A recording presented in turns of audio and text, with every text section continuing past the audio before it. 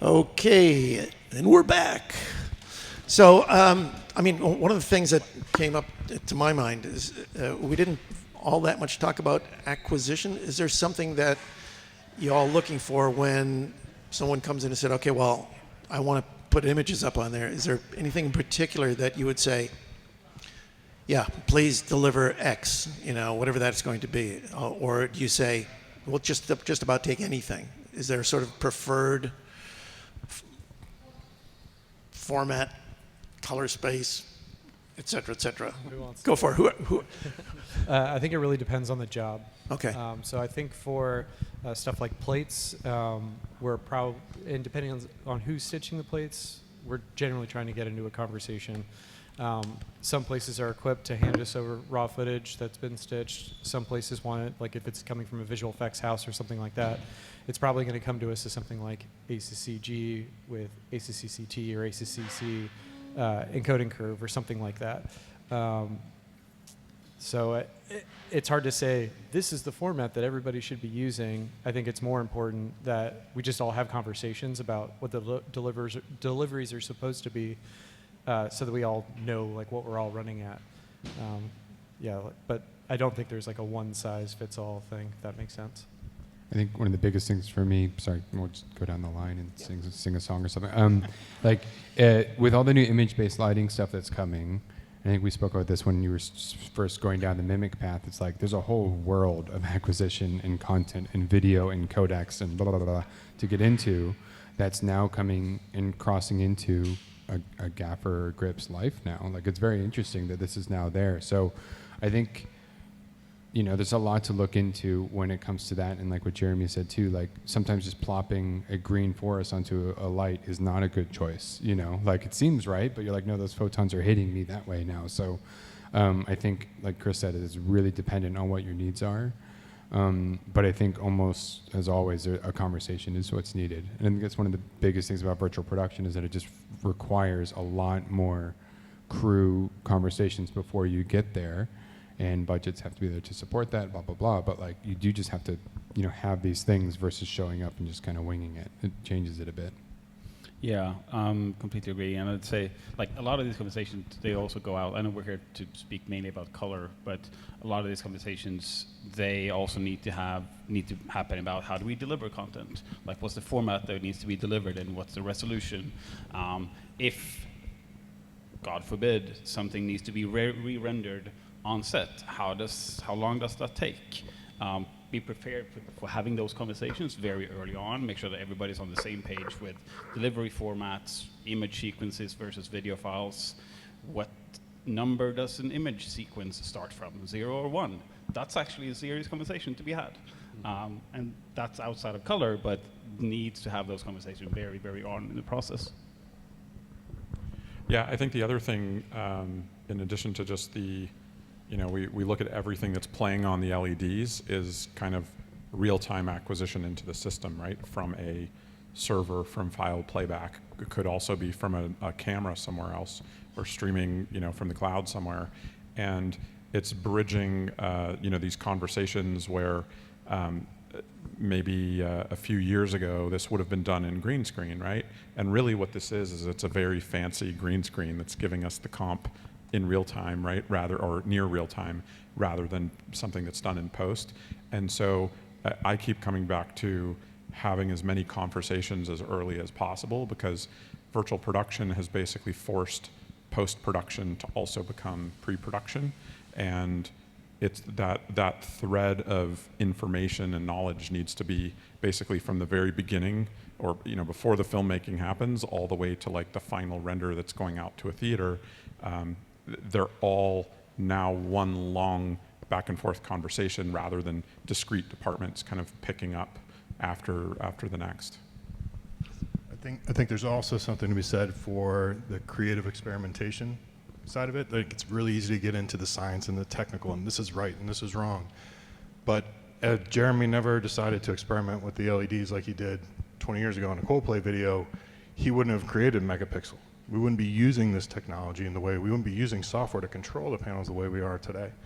So let people go in and experiment and make a lot of mistakes and do a lot of really dumb things and project things that are wrong and inaccurate and develop a new creative style. So we saw this with what he did in a very, intelligent, technical way, but then we also saw it in a very crude way in 2005 when YouTube came around and user-generated content became the normal form of receiving content. And now, how much time do filmmakers spend creating perfect user-generated looks? That was technically wrong. You would never do that before. So let people experiment, let people be creative, let people make mistakes, and see what gets developed out of that. Don't be so rigid and technically correct. I feel compelled, like I should say something, so I will. No, I think the answer, pretty much my answer will always start with, well, it depends. I think a lot will depend on the studio or the filmmakers, et cetera. For drivingplates.com, for instance, they have different rigs, but basically they ended up with 8 red camera array, and they came to that conclusion for a few different reasons. One, the resolution was important, 6K, and global shutter as well was something that they found was something that's really important. But even still, the data acquisition, their clients have different needs. So we do some of the stitching for them, but some of their clients want highest resolution EXR frame sequences, so 22K EXR frame sequences. We give them everything.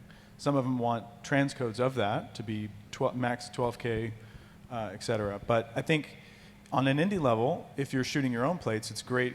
It's obviously great if you can shoot your background plates with the same camera you're going to film with. It's sort of like eliminating some of the errors that you could have as well. So I think the data acquisition is a tricky one, and I think the problem is almost always time. Even by the time they get to the point where it's like, okay, now we're ready. It's like, okay, but now you have to go shoot these plates. You got to go do these things. If you're not ready to do that, you might not have many choices. And a lot of times people end up using plate libraries like drivingplates.com because of time, because of creative decisions. Somebody has to sign off on what does this shot look like, how fast is the car going, is it a nighttime thing, is it not? And then you have people like Sam who will go shoot all these plates, and he uses a lot of those 12K Blackmagic cameras, most likely, he's not here, but most likely because he does want all that extra resolution, because he's going to go into post and they're going to do crazy VFX stuff and they need the extra resolution for that. So Yeah, he wants to be able to reach into the image, Yeah. and not necessarily use the entire thing, but have the capability of moving in. One of the other thoughts I had is from a producer's perspective, getting all this prep done. So at what point does the money start? Does it start costing the producer to have these conversations with the various service providers? I can only imagine it's once your personnel directly get involved and you start clocking hours. It's kind of like an attorney. What's your hourly rate? I mean, how do you guys normally deal with that in pre-production when a production comes to you? At what point do you start kicking in and say, okay, well, we'll help you with the budget. You get so and so many hours of consultation, and then after that, I mean, I'm just curious, just for myself, from a budgeting perspective, how does that process work? I mean, I think for me, a lot of this is still a little broken. Like, it's new, it's changing, and it's, I think you guys have done a really good job on the film side, like setting up a process and a understanding successfully, I think, of when those conversations happen and going to previs. But as technology democratizes and people are doing this in commercials and short, in the rest of the bell curve of productions, it's a little Wild West at the moment. We have a lot of, I have a facility, so people show up, sometimes it's a week turnaround, sometimes it's 6 weeks turnaround, and those are two very different things. So I do think that there's some big issues with that, because it, as any crew members here or anywhere, like, your time should be paid for. If you're consulting, you're being brought into meetings and all sorts of stuff like that. But a lot of the clients don't even know what they're getting into yet, because they just found out this technology existed yesterday. After 4 years of doing this, almost every shoot, at least half the crew is their first shoot doing virtual production still.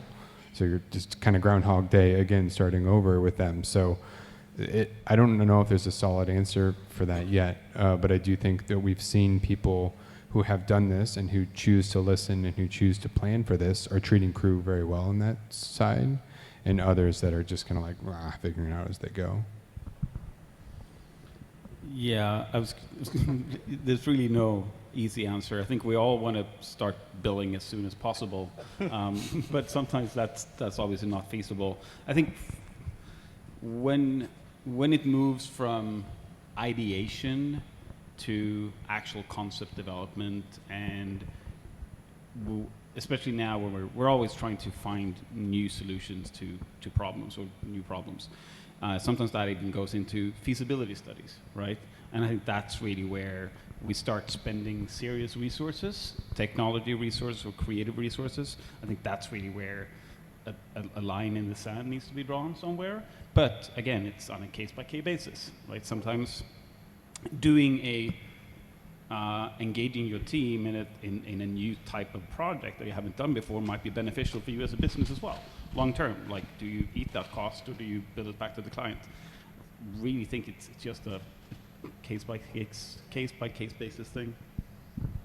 Yeah, I'm less involved these days in like the physical production and more on the manufacturing side, but I feel like this goes across the board, kind of in any industry where there's this kind of learning about the other party that you're going to work with, a little bit of discovery, and then going into actually like execution plans. And so like from our side, I can give the great example is co-developing the Mimic tile together with Frieder. We came together both with very similar ideas of how video and lighting should converge, but we were, we weren't in a position where, we had not gone far enough down the ideation for me to tell Frieder, oh, it's going to cost you X dollars for us to sit down. Yeah, and we had make no this idea tile. either. We didn't know what it was going to take because we were kind of inventing something new, right? But both parties like really believed in it, and so we just decided, you know what, let's just try it and see what happens, and it's worked out well. But I know that's not always the case across the board. It's a different when you're collaborating together to develop something. It's another thing if a producer's coming in and Exactly. trying to figure it out. Yeah. Now, and that collaboration is, I think, what drives innovation. The mere fact that we're sitting here and exchanging ideas, this is what drives innovation, because you start to hear and listen to things, and it invigorates other ideas, which drives all this forward. We talked about gamut and all that. So when it comes to these video walls, I mean, where are we at now as an industry? I mean, what can you comfortably say, or maybe you can't say at all? Most walls can handle near 2020, near P3. They can all do 709. Is it sort of scattershot right now? You don't know. You got to better be sure to figure out what gamut you want to be in before you sign on with a studio. I mean, how's that work? I really think that matters less. Like, that is not the problem that I think we're facing from an in-camera visual effects perspective. It's not about making very large triangles. Like, there is a spectral conversion that's happening between the product and the camera that somewhat makes those triangles irrelevant, because how the camera sees this LED is vastly more important than I pointed meter at tile and saw that it had a triangle of such. Like, it's almost immaterial. That's reassuring. No, but I think it's what Brian said. It's like there is the right and correct way to do every single part of production. The audio team has a very pristine, standards. The lighting team, electricians, everyone is trying to achieve something. But the reality on some sets, virtual production or not, is that you're not always checking all those boxes. Sometimes there's a guy with a flag just like waving it, and you're crossing your fingers and hoping that it works. And there's a little bit of that is you have to respect that with this technology, it's not done yet. It doesn't all work perfectly yet. It just doesn't. Like, it's getting so much better, but it just isn't quite there. So I think if someone gives you a really poor quality wall of what Jeremy had to work with in 2005 or whatever, like, you could still make a compelling image, like, it's the classic thing with technology. Like, the red one came out and everyone thought it was amazing, and then the next one, like, oh my God, that was horrible. This one's much better. It's just like, that was like a week ago, and so it's kind of the same thing, I think. So I think you can do a lot of things, even if there's a bottleneck there, but like Jeremy said as well, especially on these really big films or anything like that, like, it does matter to at least know where we're starting from and what's the ground floor, Yeah, I think that's the most important thing, is understanding where you're starting from, because that way everybody can be working with the same vocabulary and understand where the limits are, where can you push, where should you not push. And it's also somewhat important if you have the experimentation time and things like pre-light to be able to actually try to break something a little bit and understand, well, where does this fall apart and where do I need to back off to have a little bit of safety margin to not have equipment or color fidelity or whatever it is, have an issue with real talent. The other comment I would make is I think just the general film market is such a small segment of the market compared to like consumer cameras, consumer TVs, all these different things. And so it's almost like everything that all of us in this room are a part of in our working lives, it's like it's a constant science experiment each time. And as much as we want to productize something to make our lives easier, there's always boundaries being pushed and there's always a lot of figuring things out in real time. So having the right tools to be able to help you get out of jail, if you will, I think is important. The other thing, though, that we're seeing a lot of is I do think that some of the color workflows for film can learn from broadcast. And I know that a lot of the cameras are quite different and color methodologies are quite different, but like I know, personally when I've, been in Dolby Theater working on the Oscars, it's possible for an LED screen to look correct for like digital cinema, playback, and for to have that look nice to the audience, and to record that on camera and broadcast it out live, and also have that correct on somebody's television. And it's not being color graded for 2 weeks later. It's going out live. It's it's not a record, and so that's not always the right way to do something for film, because film cameras can have even better dynamic range and better color gamuts and tools and handles that are more artistic and cinematic than maybe a broadcast camera. But I do think that each side should kind of pick tool sets from each other's side to kind of learn what's being done. If nothing else, just to understand what's being done and why, so that you can make an informed decision to say like, okay, well, we want to do it differently for reason XYZ, as opposed to just not knowing that it existed. And I feel like it's exactly the opposite. Broadcast should learn what we're doing in film, because broadcast shows would be a hell of a lot easier. As somebody who's done a vast majority of both, like how color is managed on a broadcast show is almost not. Like there is a person who's shading cameras and they're generally deciding what's going on, but there's looks and tone mapping that's built into those cameras that doesn't turn off. And there are things that we could be doing that make those jobs even easier by getting them to a good baseline, like out of the gate. But like right now, I know how many hours they waste on every single Oscars. Not waste, sorry, that's a bad way of saying that. How many hours it takes to make that look good, right? Like it takes them a long time. Like there's multiple hours that are allocated to that 1 week or 2 week cycle of making that look good. And I think it could go a lot faster and be a lot easier for them. Just wanted to add to kind of go back to Frida's question here, like where are we? Like what's the state of the union, so to speak? And I think feels like I'm going off on tangents here.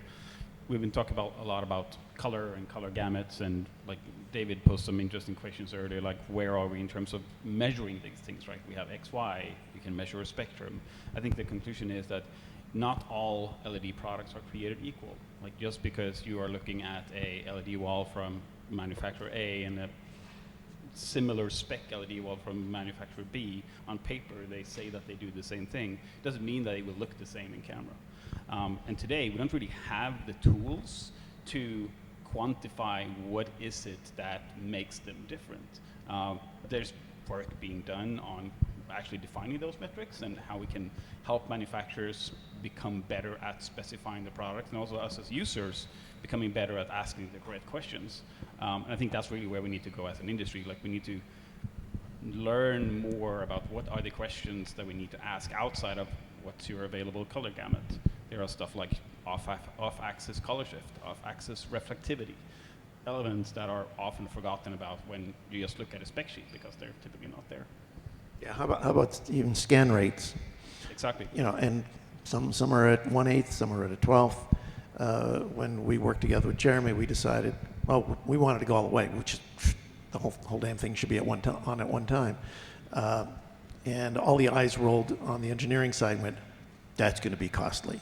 So we settled on a 1/3 scan rate, which no screen at this point is offering. And to us, it was a matter of what is an achievable ideal, and let's somewhat future-proof what we're trying to do here, so that if it does get to be doable in, you know, the wall world, you know, if they can start coming up with, maybe that's more the goal that they should be looking for. So until you set that goal, you know, who's to know where I mean, who are they listening to when they're coming up with these walls, right? I mean, they're working with Jeremy and they sort of know, but everything is so cost sensitive and it's such a highly competitive market.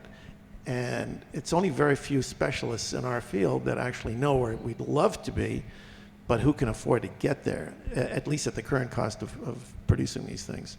So I think there's a great direction that we can go in, ultimately, to make life even a lot easier.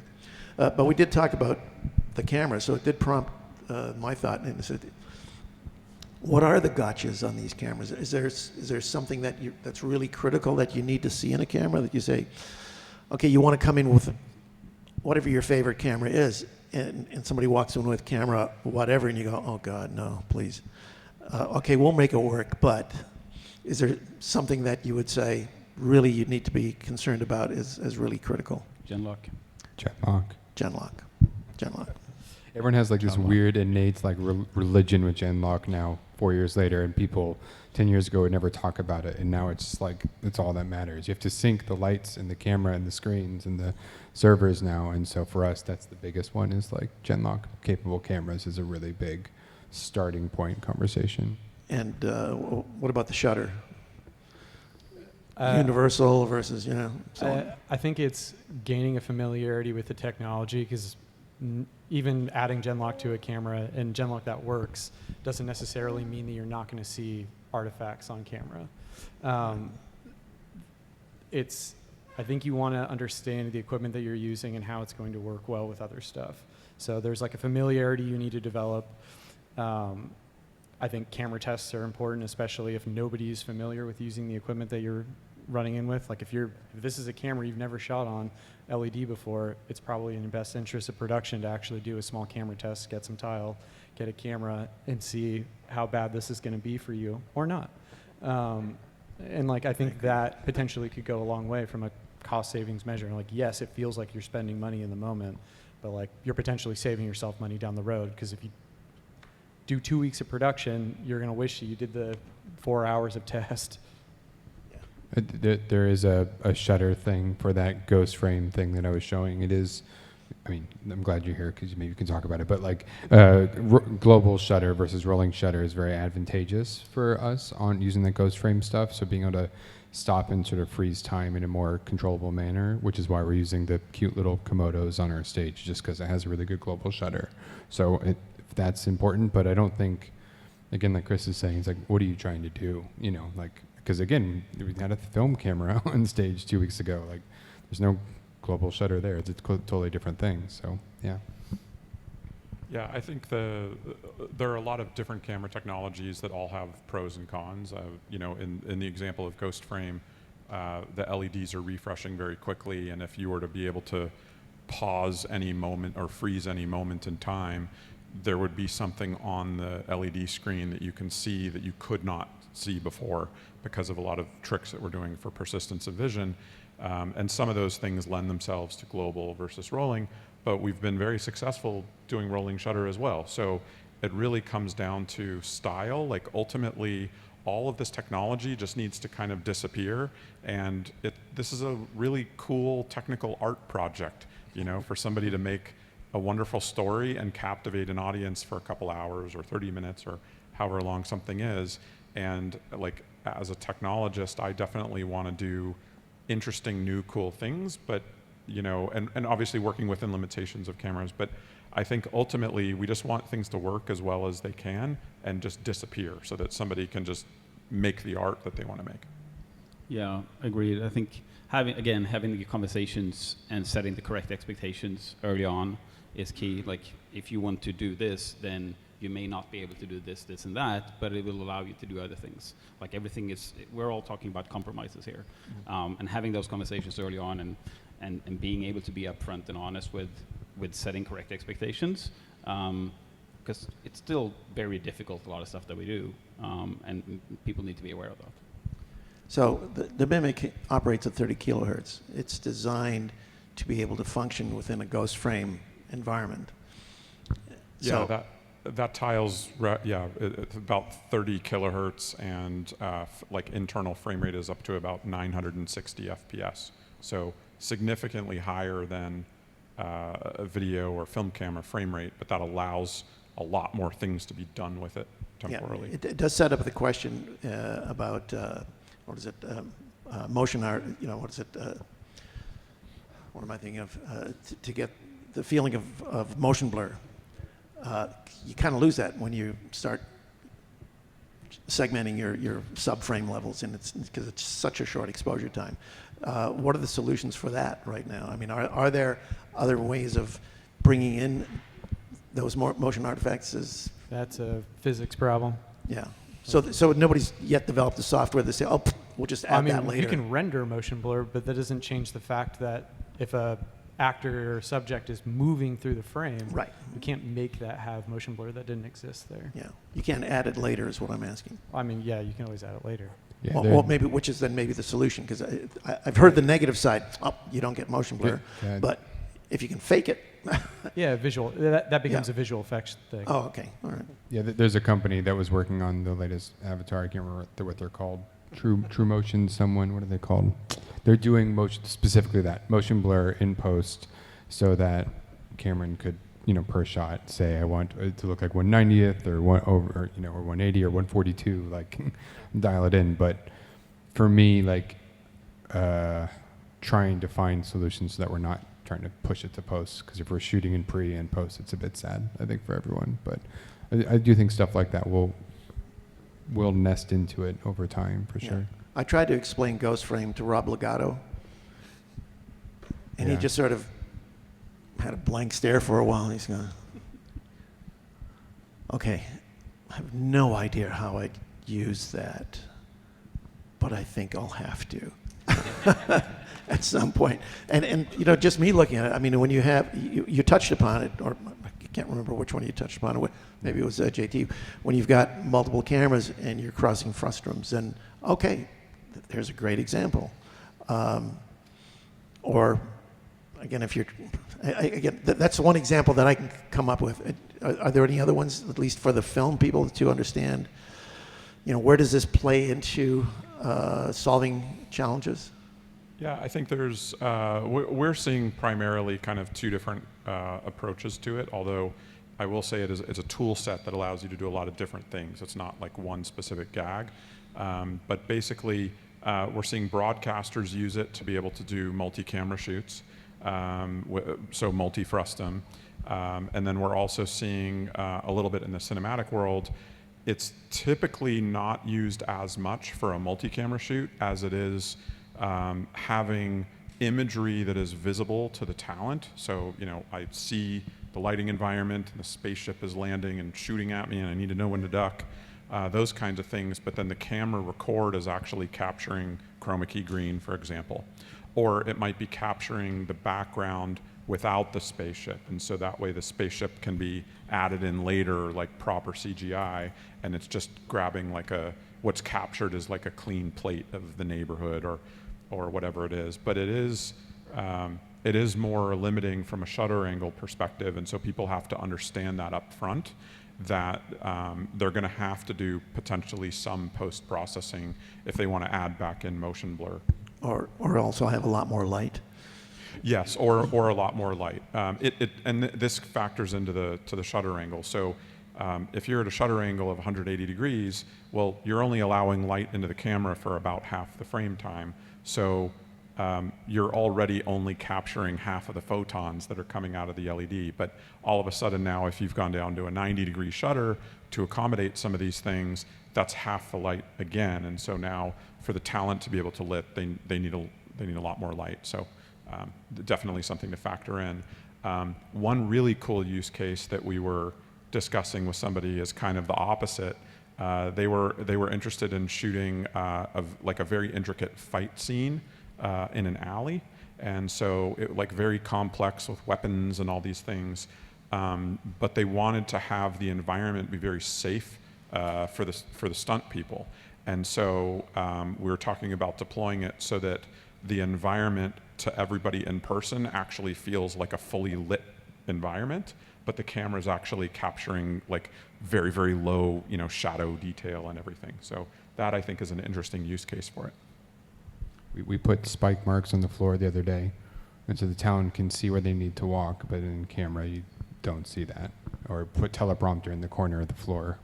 So like, it just, the ability to hide things becomes very interesting, but also like your brain starts splitting a little bit because you're doing 2 or 3 things at once. But I don't think we've really touched the beginning of that, to be honest, because we did another thing where the VAD team was starting to work on the next scene on stage while we were shooting the first scene. And because, the talent's there, I can kind of get a sneak peek as what's coming next. And you're just like, I think we're just at a new beginning there a little bit, to be honest. I think it's also going to be really valuable for, I hate this conversation, but stereoscopic 3D on LED screens. Ghost Frame helps with that. I'm sorry. But Apple Vision Pro, all this other stuff, like 3D is kind of a conversation again, annoyingly. So I think the place that I think makes the biggest impact to the motion blur problem to the Ghost Frame and similar technologies is that the cameras also need to start doing that. Because if we can do that with the camera, then having as much motion blur as we want spread out over time is more doable. But like that's probably like 2 technical evolutions for now, in my opinion. This is where it's important that you people also start getting involved. I mean, he said that he's still on shoots 4 years in, that half the crew has never even seen this technology in real life. As you guys get more and more familiar with these technologies and start using them, you're going to come up with the different use cases.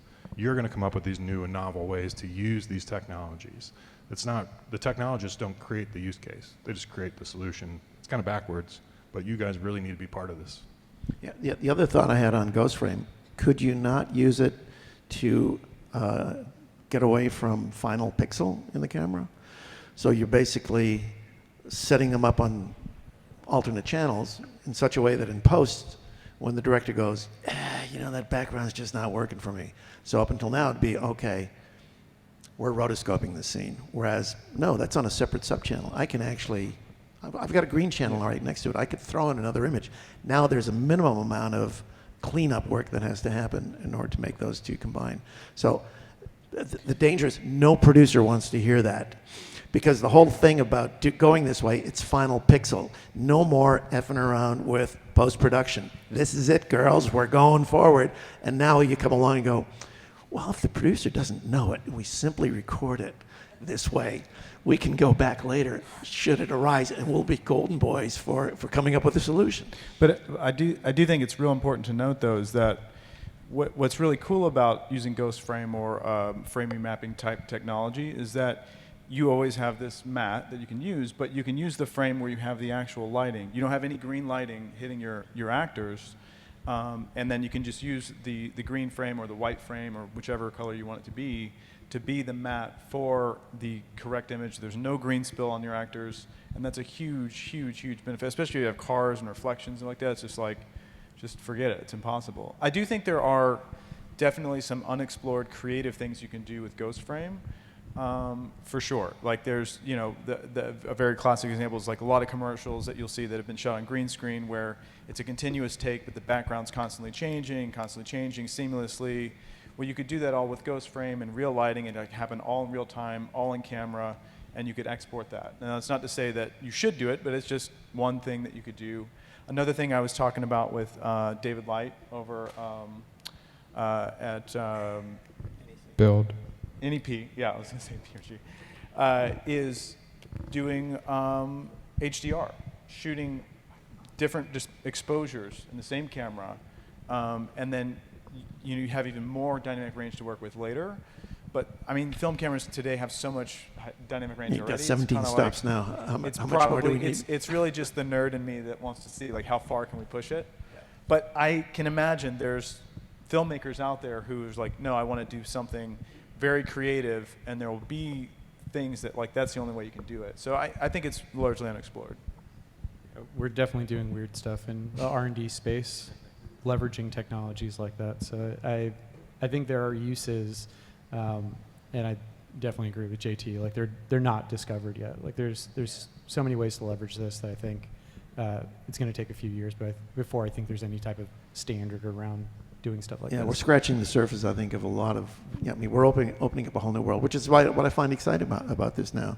You know, what we've created is sort of a disruptive technology now. You know, things were so standard, you couldn't, everybody sort of understood it, and now it's like, I have no idea what's going on. But it's fascinating. Another question regarding to the native color space on a wall. Now, we talked about D65. Yet the test that was shot, it showed a screen at 3200.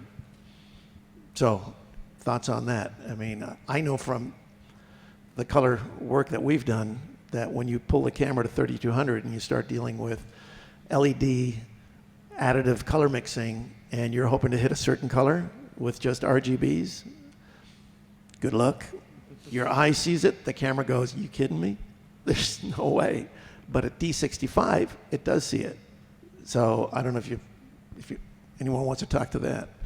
What's the recommendation? I think that's a hard, it's a difficult problem, and I don't think there's like a silver bullet answer right now. Generally, with the displays, D65 is chosen because that's what the native color temperature is of like a computer monitor, a television, you know, all the devices that are in our pockets and our laptops and everything. So it's kind of a known graphics white point. Now, you're exactly right. If you just take RGBs and you try to mix them differently to create a very warm color temperature, it's not going to look right on camera. And that's where, you know, the cool white, warm white in Mimic, I think, is really interesting. And there is research going on right now to determine, is it, you know, it's technically feasible, but is it economically feasible today to build a 1.3 millimeter tile that has the two white phosphors added into it to give you that level of control? It's technically possible, but I think the market, I think technologically the market's ready for it, but the commercial side of it is needing to catch up a bit. So I think it'll be a few years till we see it. That's a huge point with all of this, though, is like the economic side of it is like, you have to really talk about it sometimes and really talk about what's there and what's important, because even for the LED manufacturers, this is still just like a small part of their work. They're doing billboards and concerts and all this other stuff, like, oh, this is cute, well, I'll help over here. So like,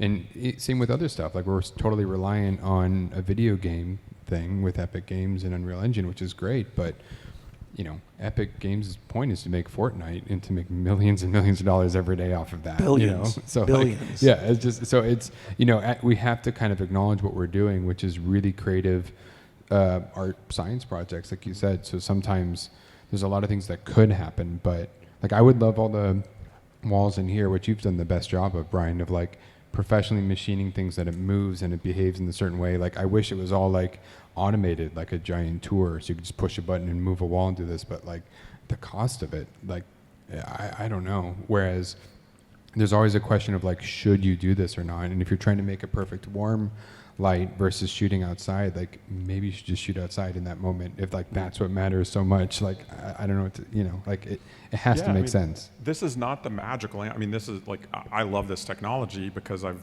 been in this for a long time and it's a hobby and my work, but you know, this is a new version of green screen that sort of levels up, but it's fine to shoot green. It's fine to do model making and, you know, do miniatures. Like these are all tool sets that are available, and you know, pick the right thing for the right project.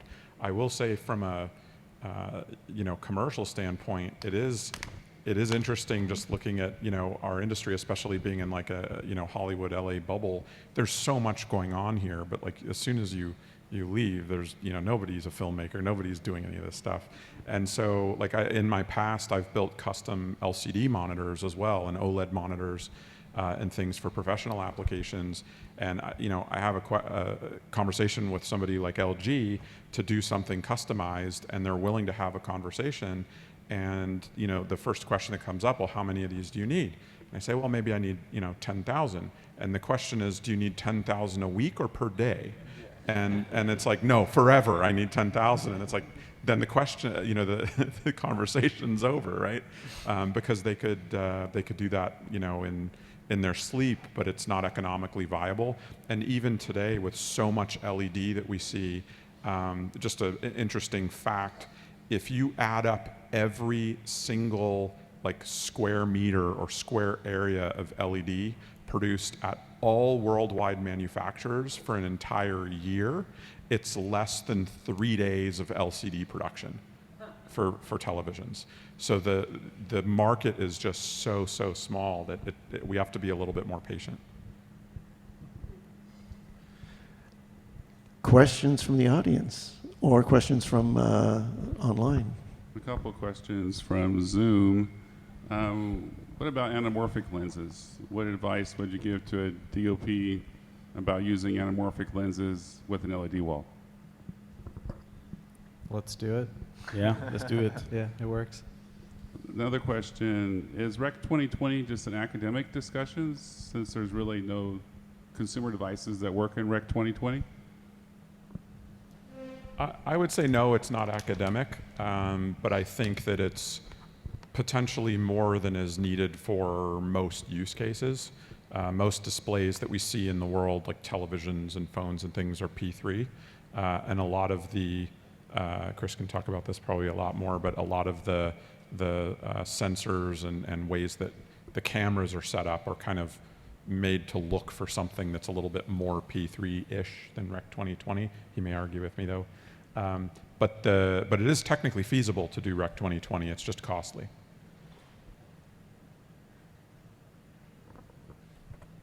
Questions from the audience? We got one right here. If you just wait for the mic to get to you, please.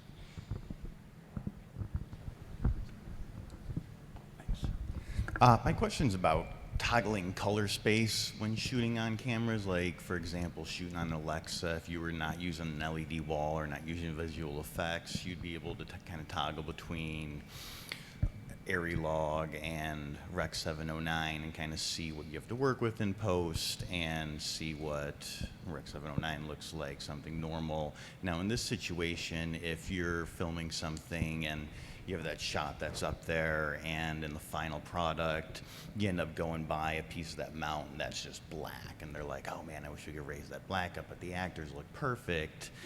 It's baked in, right? So there's no, is there a way, I guess, like on set through Genlock where you can kind of toggle to a log version on the wall? You mean just to take a peek? Just to take a peek and know what you got to work with. Yeah, I mean, you saw them doing that today. I think Alex did it and Jeremy did it, where you're either adding a LUT or removing a LUT. You could easily go to your log setting or to a color setting or a LUT setting that you have applied. And then is that also recorded? Or is No, it, I mean, you can do that right now. I mean, just like you could easily turn off one of these You're talking lights. about doing it real time. Yeah, I'm saying as like part of the shot. I 3 just want to months down the slide into road this. Well, it'd be in before you post, like record. the Before you director's record, color you could look at them correcting both. it, You could look at them both through the and monitor. like, oh, I want to make that brighter, but because it's already baked in, that's just like a power window. Before you type hit of record, you situation. can look at all those things endlessly. Once you hit record, it's there, with the exception of when you start to get into some of these ghost frame capabilities. You're recording. You could have 2 cameras recording 2 different, fields. You could have. You also, if we're doing set extensions, you could be sending footage out to a computer that's compositing in more information on top of whatever you've captured. So there are variables that change the answer. But in a general sense, once you shoot it, you shoot it. Yeah. I think, did you, so there's ways, it's actually possible, especially on a smaller stage, to actually use the raw with the simulate. You can use the raw and go straight to the wall. But even in like and that's not a typical workflow for anybody. Yeah. But even with, like these plates I think are log, right? So these are log and there's some sort of color put on top of them. So you could go back and change the color there. But even in like the worst case scenario, even in like the indie worst case scenario, you're going to have at least a prep day, at least one prep day where you can go in, and even if you have to bake in the color, right? You bake in the color, you put it on the wall, you go, that doesn't look right. Okay, let's bake another one. Put that up there. Okay, that looks better. So I think like there's lots of different ways to do it. There's more technically correct ways, and there's more like indie filmmaker ways of doing it. But there's definitely ways of doing it, and the real key with pretty much any of this is prep. And even if it's on an indie budget and there's only one day of prep, and you have to burn the look in, you can still, if you have access to the wall at least one day in advance, there should be a way that you can get there, whether it's you're burning the look in, you're providing LUTs, and you're giving them the log file or otherwise. I think there's different ways to do it. Cool, thank you. And my second question is kind of the beginning of your guys' conversation about how you were talking when you start billing people and stuff like that. I just know from personal experience, like there's that window as like a cinematographer of trying to get the job where you're like trying to convince them that you're the best option. Do you guys have to go through that process, I would assume for free, or do they already know, like, we thought about it, we don't want green screen, we want the volume wall? Or is it, do you have producers or directors coming in saying, how is this better than green screen? I'd argue it's still very much a bit of both. Yeah. Like we probably all of us go through daily pitches on like, why should we do this? And that's half of what we do. And the other half is they come back, maybe they've already experienced, hopefully had a good experience with using virtual production workflows, and they come back because they see the benefits and they want to do it again. So I'd say it's still very much a bit of both. I think the client education thing is what takes up most of everyone's time at the moment, which is good, and we want to do it, but it is an interesting moment in time where at some point we also have to work. And so like you spend so much time doing the client education side that, or events or things like this or all sorts of things, and at some point you're like, we got to do productions, you know? And the balance of that is sitting a lot of times on the people in the virtual production business.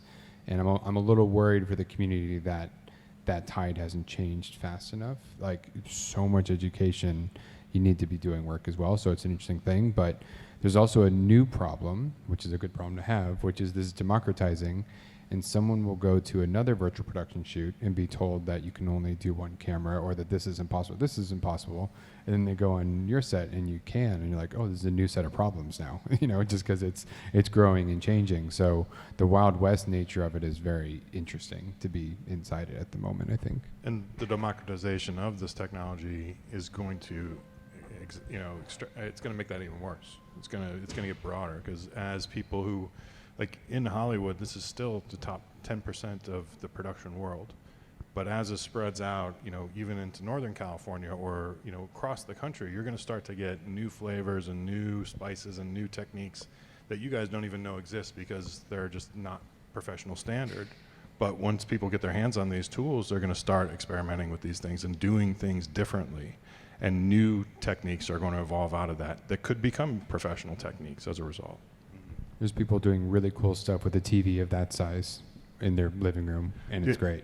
Like, the conversation he was talking about with Rob Legato when he was explaining Ghost Frame, Rob said the same thing. He goes, I just used to put an 85-inch TV behind him, like this exact thing. No problem. Yeah, we do that in our demo in the other room. It works. Again, it's confined, but again, is what Sam was saying this morning. Every shot is basically its own thing.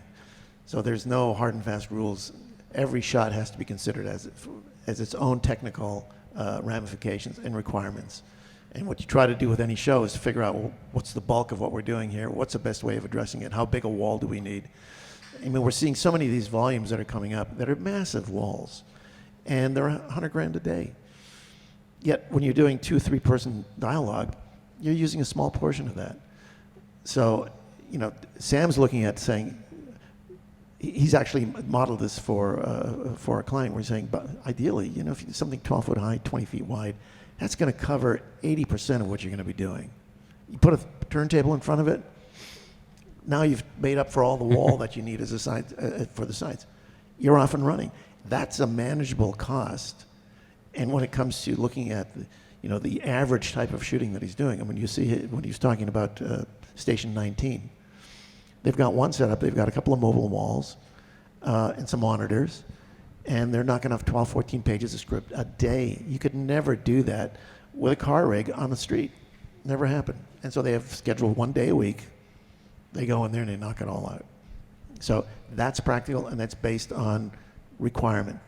So when he did Our Flag Means Death, that was a totally different thing. And even there, he tried to confine the director and the producer to say, here's the screen, let's stay inside the screen, and that's what we're budgeted for. And of course, it's like, no, let's go down over here. Let's get, oh, okay, well, we're shooting off of it now. And at that point, they didn't have the set extension. So it was, okay, it's green screen behind that now. And now it's become an effect shot. Now it's going to post. It's no longer final pixel. So there are solutions for all the things you want to do, but the more the producers and the directors define what's necessary for the shot, and that's where previs comes in. So much of doing good previs is important to stay within budget. If you're not worried about a budget, well, then you still want to do previs because all the other departments have to know what's going on. The art department needs to know what's going on. Wardrobe, everyone else. You want to see what's actually in the frame, what's planned for the day. You're not going to spend time on something that's off camera. So the technology's all there to do it, but it has to be embraced. And I think this is the part where we're not seeing sufficient understanding of the technology for everyone to embrace it and say, well, this is what we need to do now. Take that post budget, flip it to the front side. And when we had Dave Klein in here in January, we were doing a mimic demonstration and a workshop for Local 728. We were the second week of January. And I said, so Dave, when does principals start? September. And when do you start your prep? Last week. Everyone was, the term gobsmacked really applied. You're kidding me. We're starting at the beginning of the year for principal in September. The director of photography. Okay, it's Disney. They can afford it maybe, I don't know. But stunning. Find me a producer right now that's willing to do that. They don't even want the DP in on post to do the final timing, let alone bring them in the beginning. So at a certain point, there has to be an understanding and embrace of the technology and understand the efficiencies it brings into the process. But yet, I don't know how many UPMs can budget that or have sufficient experience to appreciate the cost savings that are involved in with a smaller group of individuals, of creative individuals, being brought in early enough to plot it all out. And it also takes a director who can actually think creatively in the abstract instead of saying, you know, I got to feel the set, I got to work with the actors, I got to see how they move around. Yep, you can do that, but then it's not this kind of a production. So anyway, question back there. I just wanted to say thank you to all of you for coming in and giving a well-rounded wealth of information to our members and equip them with the necessary information that they can then take and use to kind of navigate some of these things. One of my major takeaways from this event and many others that I've been to is that communication early and often is extremely important, because not only are you guys, but also these crew members going to be necessarily educating the people that they work with about how to have a meaningful and productive experience in this environment. And so my question is a couple of things. We mentioned there was several times when you all mentioned some questions that people need to ask. So where would our directors of photography and gaffers go to begin to know which questions they should be asking for the environment that they're going? Right now, if we go to any one of these people here and say, we're going to shoot, we're going to do 5 days on stage, and we're going to do 3 days out in the desert. Every one of these people is going to be knowing some questions to ask about those circumstances pertinent to their jobs and being able to get the equipment and the resources and the planning necessary to be able to work in those environments. And so what are some similar questions, or where would the resources be to equip these people with the questions that they need to be asking in advance, both to get what they need to navigate the environment, but also to help educate the production on, hey, these are some things that you need to know about. You might need to plan for some things that you hadn't planned or didn't even know existed. And then the second question would be, as a DP or as a gaffer, when looking at a production and realizing that now some of what they've learned here today could be applicable and maybe even the right choice. It seems to me that the education that you guys are doing with producers is extremely important, but there's also an education that we as crew members are going to need to do to be able to make these things happen, because the last thing any of us wants, you guys or us, is to end up in an environment that nobody thought through enough, planned enough, didn't budget for properly, and then everyone has a miserable experience. The questions, what are the resources that people can learn sort of what questions they should be asking? And then if it is the right solution, where would somebody go to know, like, who are the players? Obviously, we know about Magic Box and some of the things here, but there are many people, many players in this space that could be a potential solution to some of these projects. And where would somebody go to learn about who are the players? Who should we be suggesting? Who can we go to? You should ask the lady behind you. Amazing. Catherine, everyone. Yeah. Amazing. But it depends on the scale of the project and who's working on your project. Usually there is a virtual production department or supervisor or producer. When a director who's inspired by the technology pulls it onto their project with their production team, they have a script breakdown process. So the same way that you're kind of pulled in as a DP or production designer or VFX supervisor, the virtual production supervisor would be pulled into that conversation if they feel like it's going to be on that project. And the way that they break that down is, like, generally, if a script doesn't call for heavy visual effects that might need this technology, they're probably not going to call a virtual production supervisor in. So if you already have a visual effects budget, that's kind of where you're splitting that funding up to go into the virtual production group. As a department head, I like to be in touch with everybody's department and keys. And right now, it's been a huge process of, like you're saying, finding the right people to ask the right questions for the right information.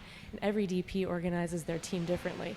So sometimes, like a film DP will say, go to this person on my team, they're handling all of this crewing. So it's twice the communication on my end to make sure that I'm running everything through the DP, but I'm also running plans through their key. And I think, to your point, it'd be great to have more virtual production supervisors. I can think of 6 that are in Los Angeles and 10 worldwide that specialize in this independently as client-side virtual production supervisors. But to give you more insight into our department, there would be the virtual production supervisor with a producer who's helping budget that out.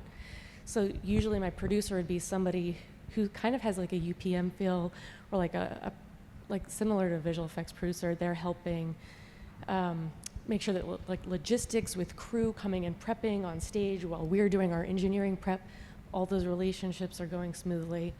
That we're giving schedules back to production as fast as we can. I ended up supervising the team internally. Virtual production supervisor with plates and 3D content. They're prepping and doing quality control and color management of the entire pipeline before the crew comes. And as we're discovering, we can talk to key crew members, I have a virtual gaffer usually. And so I make sure my virtual gaffer is talking to the actual gaffer. And I've had interesting experiences where for 3 months we've been talking with a gaffer, and then the day we show up on set, it's a different gaffer, which isn't horrible, but it's kind of oh, okay, well, at least we have this planning that we did in advance. Happy to share, happy to readjust, but at least we have somebody on my team that's speaking the language that can connect with that person. And it's an interesting balance too, also connecting with camera department and making sure that first AC, second AC, camera up, everybody in that hierarchy knows who to connect with on my team. Because I'll have somebody who's maybe a cable wrangler of our own, because we have the Genlock cables. They need to be able to touch those Genlock cables and either put them into the camera or in a timely manner hand it to a first or second who's doing that. And then when the camera department pulls it out, that's always an interesting conversation when you're working. But yeah, so there's just like a lot of hook-ins and being proactive because virtual production starts so early in the process, especially if it's LED focused. It's hard to describe here, but if you come from post-visual effects, it's like organizing a post-visual effects workflow at the beginning of your project, with the way that you have a cadence reviewing content. So our team is working every day with the DP, the production designer, the visual effects soup, and doing rounds of meetings with the director. So it's very likely that my director will know the faces of my crew because they've been working together for months, building the content the same way as like a production designer. And we're all working toward the same goal to get the right images on screen. So it's these kind of few weeks or days or however much time you get prep leading up to it with when you know that your crew list is assigned, because sometimes we'll be on the project before there's a whole crew list. So as people start to populate on the crew list, we just be as proactive as we can, like pulling them into the process. I've even been in a position where, because we're doing a mix of previs to kind of help with the creative thinking and planning with the director and production designer, doing blocking and creative, there's a tech viz component. So sometimes we'll get really far helping plan out like aerial cinematography plates for like a helicopter shoot, let's say. And our team ends up actually planning the shoot for the DP because we have an ability to technically precisely figure out the lensing and anticipate some needs and coverage areas to satisfy the visual effects supervisor and the DP's needs. And then we ended up, I think this is where VFX could step in a little bit more in set, is helping quality check some of the plates and the compositing the plate stitches.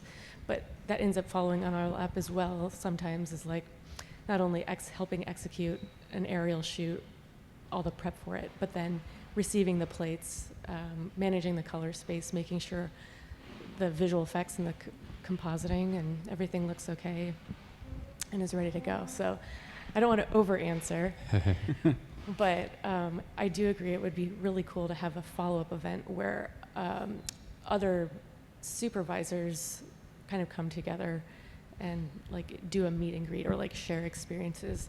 We had the chance to do that this April with the Television Academy, but we haven't had a replica event like that for specific like local unions. So.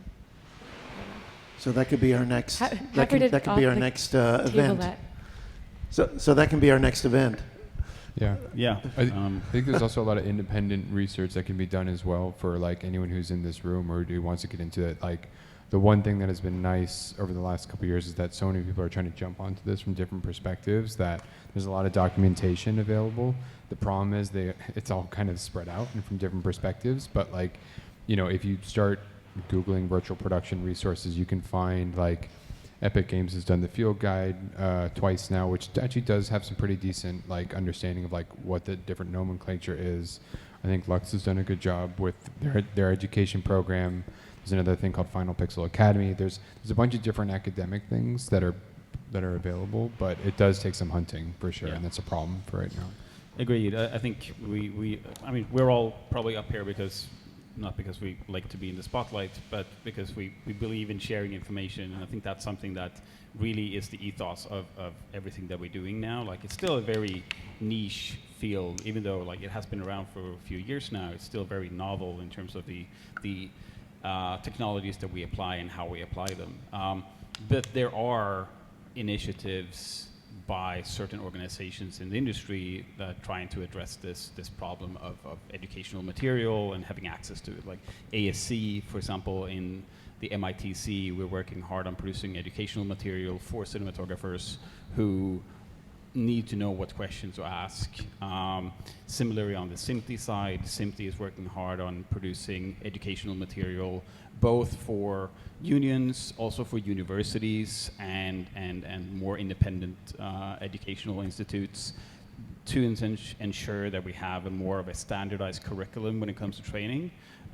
Today, you can come out of a university and you can have a skill set, or you can come out of one of the many very, very good CG schools that are out there. You can have a completely different skill set, and it's very difficult to know exactly what people know when they end up on set, because even though they might carry the same title, they have vastly different skill sets. And there's work being done behind the scenes.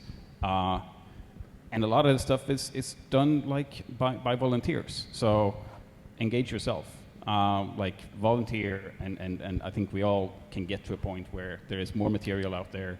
There's more freely and available, accessible material.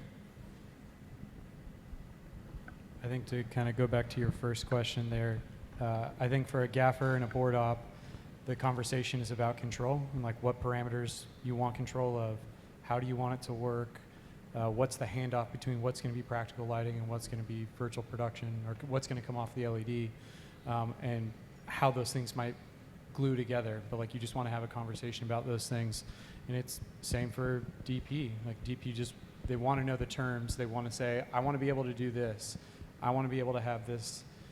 When this happens, I want to be able to do this thing. And you just need to have those types of conversations so people can start to think about either telling you what the hell that thing's called in their world, or just syncing up on terms and vocabulary, just so you kind of understand that you're like actually running the same problem together, as opposed to just turning up and kind of winging it. But like I think just doing that through conversation, it sounds like you're taking that away, is totally reasonable. And like, yes, definitely self-educate and go and try to find info, but like I think everybody wants, like, if we're on a production together, call me whenever you want. Like I want a successful production. I want you to have a good experience. I want to have a good experience.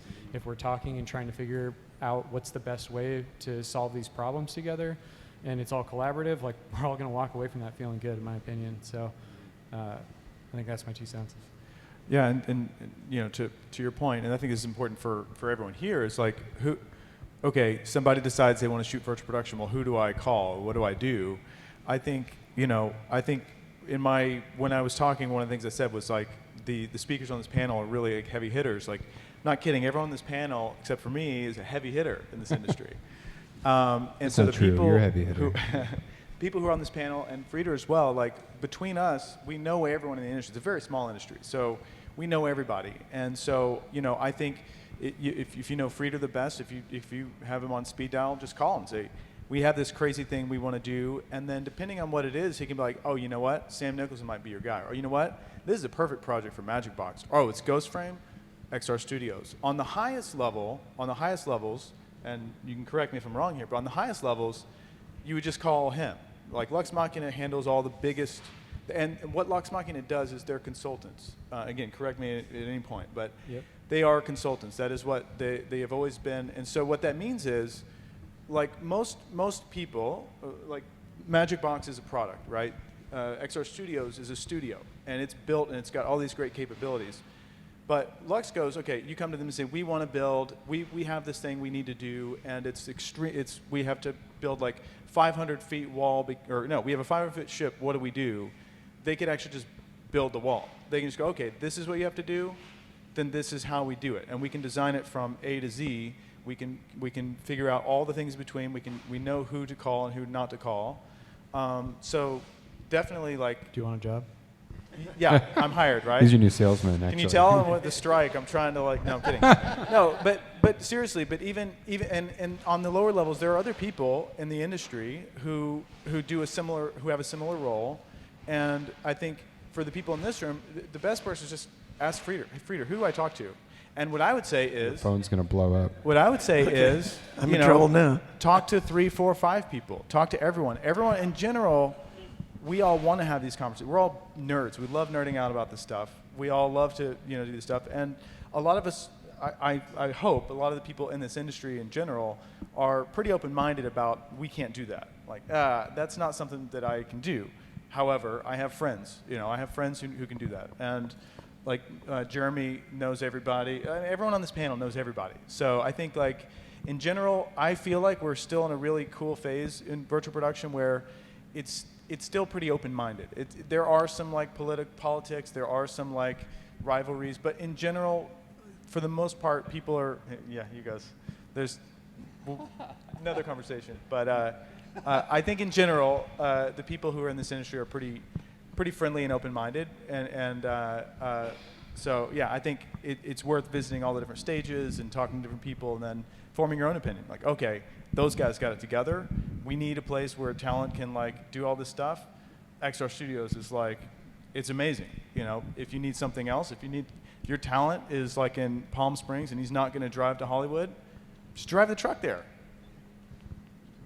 Done. If it's ghost frame, though, I heard that Jeremy invented it, so I would call him. We do have a lot of patents. It's a good point, though. Thanks, Alex. Thank you. One more question over here.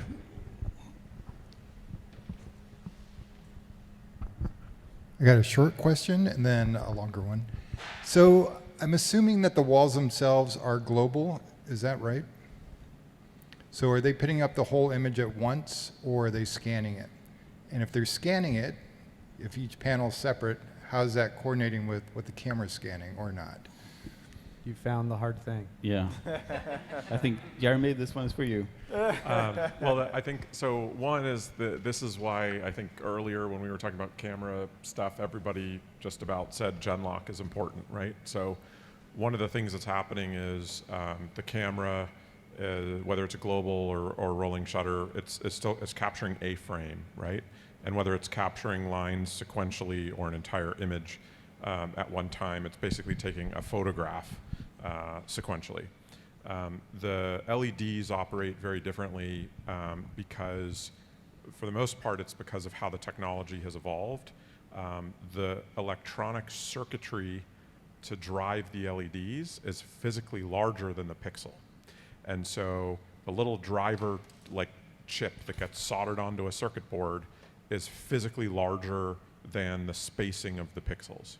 And so because of that, we have to gang multiple pixels together off of single drivers. And this is what we call scan rate or multiplexing. So at any given time, you're not seeing all of the LEDs on at the same time like a global shutter would be. And they're not actually scanning like top to bottom either. They're actually in small subgroups.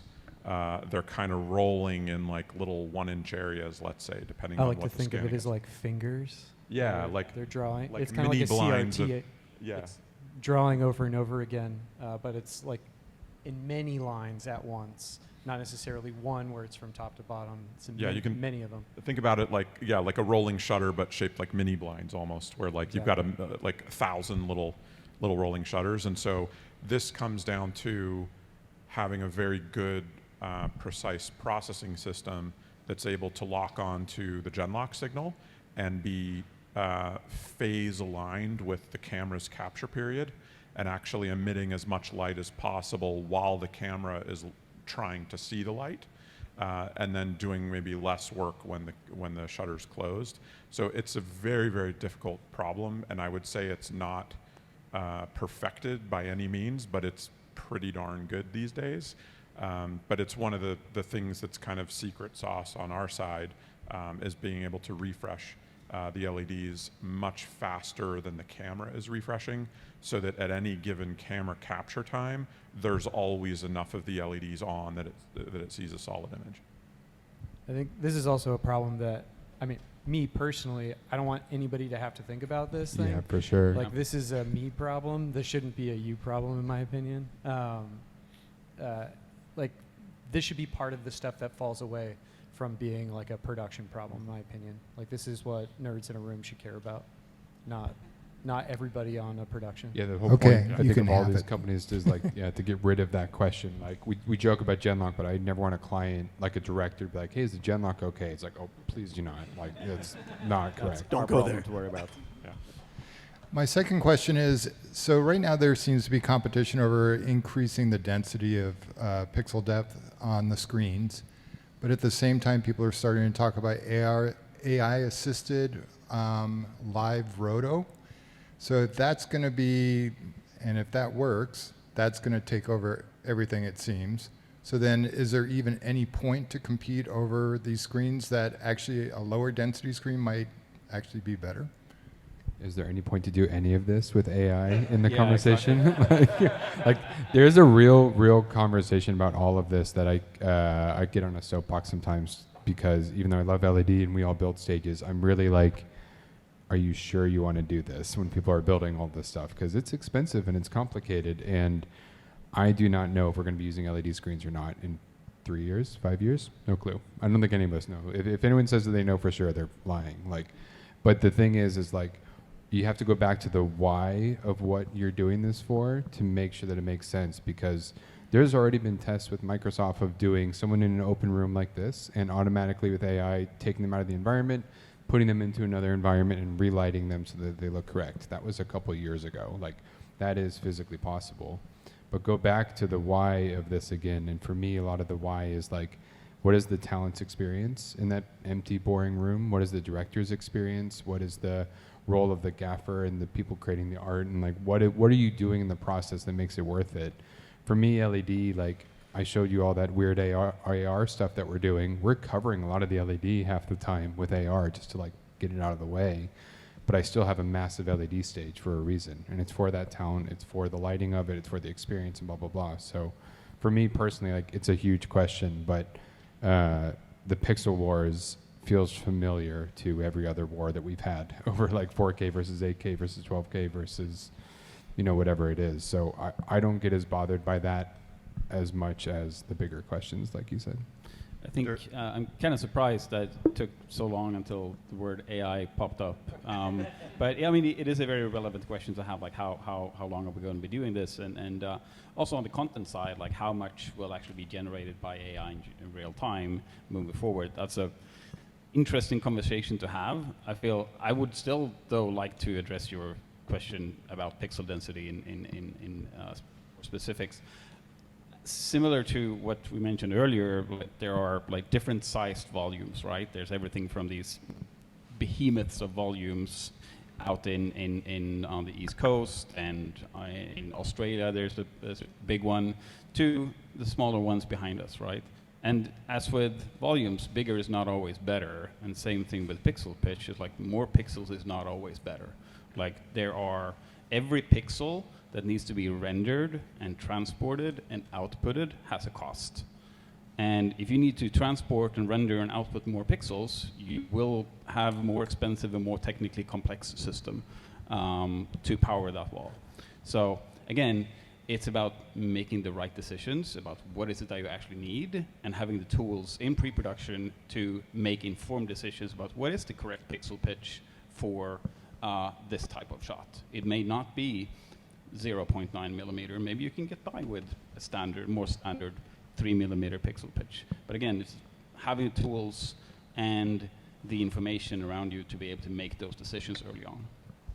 I'll add two things to that. One is, I do think that there probably will be, with more AI coming, a little bit of a divergence. The same way that somebody chooses to shoot practically or on green or in a volume, there's just now going to be another option to choose from. And so it might be that this pixel pitch continues for being relatively close, small confined area.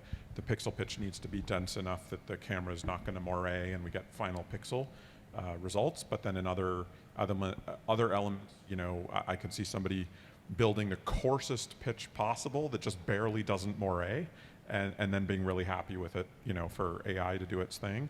The one thing I will say that's been interesting, and this was kind of eye-opening for me, this is probably 10 years ago now, there was a heavy green screen film being shot, but it was all dynamic key lighting. So we had high-resolution LED for just key lighting and dynamic image-based lighting.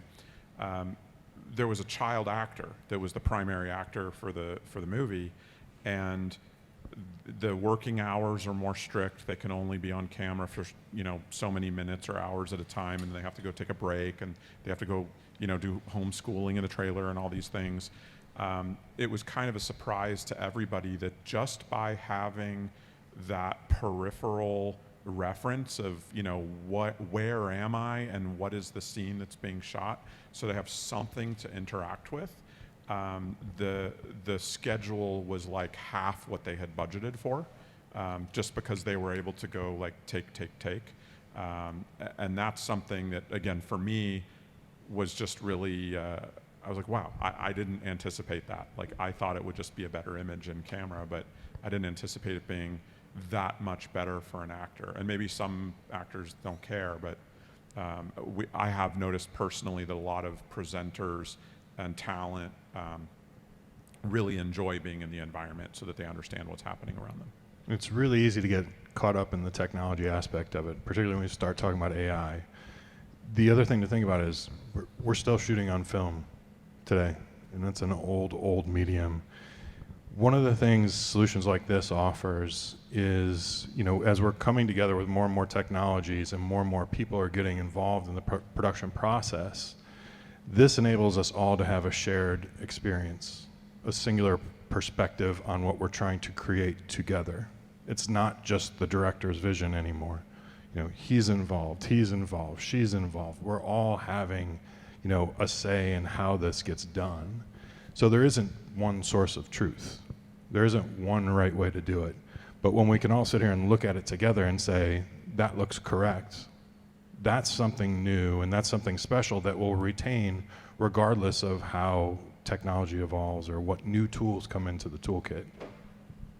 Yeah, to piggyback off that, I think the thing that really makes filmmaking special is the collaboration, right? It is a collaboration. So, and then also the creative part of it. So AI will definitely influence everything, and I use AI in different ways in my own workflows, in content or in coding or whatever.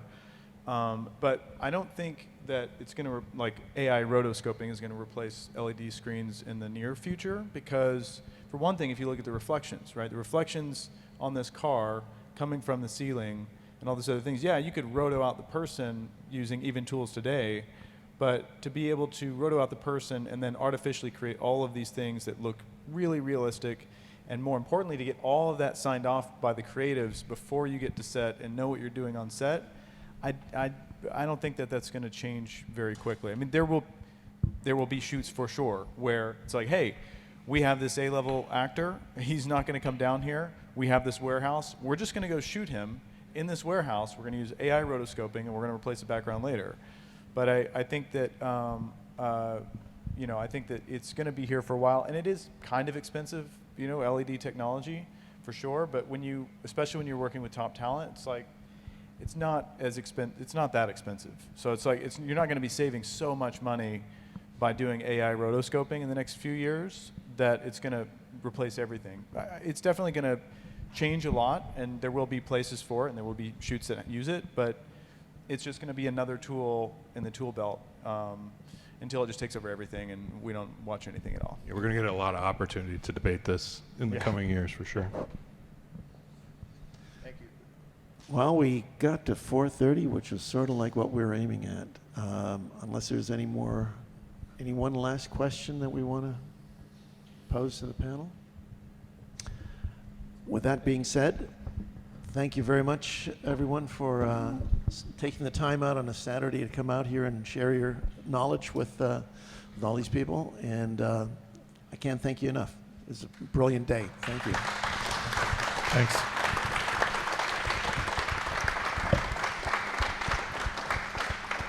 So we'll look forward to doing something in the future. I think that was a great idea about getting visual effects supervisors together. So that may be the next. We'll start working on that. Thanks, Ritter. All right, thanks.